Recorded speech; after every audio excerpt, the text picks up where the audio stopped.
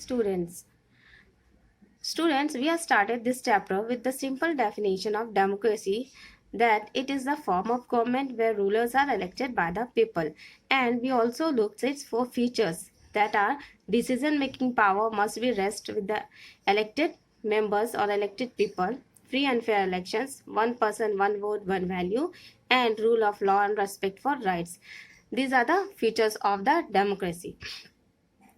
Now we look why democracy. Now, why answer of why democracy? Again, a discussion is going on in the class when teacher said democracy is the best form of government. Then a student asked, is it fair that we accept things just because it is famous, or many people, great people said nice things about it? So then teacher said, no, it is not necessary or correct to follow anything just because it is popular. Go through its merits and demerits. So students, let's we go the merits and demerits of the democracy. And for this, first we go through the arguments against democracy. We can say demerits of the democracy. The first point of demerits or against for the democracy is leaders keep changing. It's lead to instability. How it leads instability? We know that leaders changing time to time in democracy, and we also know the working style of all the leaders are different, so it's create instability in society. Second point is it's all about political competition and power play. There is no morality in power play and political competition, and it also creates so many corruptions.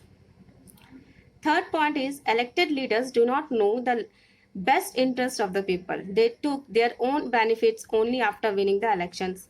Fourth is it leads to corruption as it based on electoral competition. So electoral competition hai, so corruptions also created due to competition of politics. Politicians use all means to win elections. And next is delay in decision making process. In democracy, decision making process is time taking. The decision making process is time taking. Why? Because there are lots of involvement, lots of consultation, so many people involved in the decision making process. That's why it is delaying. Thus democracy is not a magical solution for all the problems. It is only a form of government. It only ensures that people take their own decisions. Here real questions arises. Real question arises we face today is it a better than other form of government? Is it a better than other form of government? For it, we go through its conclusion when we discuss the arguments for the democracy. Now, let's see the argument for the democracy. First point is that it is a more accountable form of government than others. Then how a question arises how? Because it is responding to the needs of the people. It has an opposition party also who is free to criticize the work of the government time to time and keeps an eye on its work. It is the government which are responsible for the people, responsible for all its work for to the people. Second is it's improve the quality of decision making because it includes consultations, discussions, meetings. It gives a better result, not a rash and irresponsible decision. Third point is provides a method to deal with differences and conflicts. Differences and conflicts better maintained in a democracy where a diverse country like India, where so many people with different cultures, different opinions live here. Peacefully solutions gives only in democracy. Problems and conflicts are no one is permanent and winner here. So problem and conflicts are better solved in democracy only. It's keep diversity maintained better than any other form of the government. Next is it enhances the dignity of the citizen. How it enhances the dignity of the citizen? Here. As we know that democracy is based on the principle of political equality. All are equal before law. All are equally treated. people are not subject of the ruler, they are the ruler themselves. Even they make mistakes, they are responsible for their conduct. It is clear in the next point that it allows us to correct its own mistake. Now it allows us to correct its own mistake. How? There is no guarantee that mistakes cannot be made in any form of the government, even in democracy also. In democracy, mistakes cannot be hidden for a long.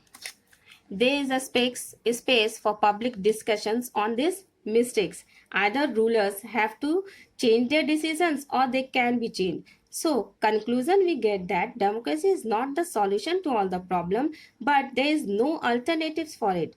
It offers better chances of a good decision. It respects people's own wishes and allow all people to live together. It is also allows us to correct its own mistake and also offer dignity to the citizen. That is why it is considered the best form of the government. Now we look the its broader meaning of the democracy. The most and important form that democracy takes in our time is that of a representative democracy. Majority of people rule through their representatives. As in a large country, it is impossible for all to sit together and take a collective decision. And citizens also not have time, desires, or skills to take part in all decisions. That is why we have a representative democracy. And it is the most common in today's world to rule through a elected representative.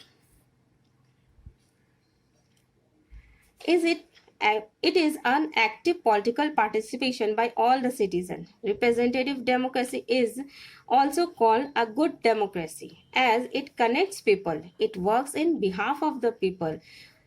So students, what we learn in this chapter, we learn how a democracy is important, why it is important, how it's work, how it is better than other forms of government, its merits, demerits, features, and its broader meaning. I hope you will understand this chapter. Thank you.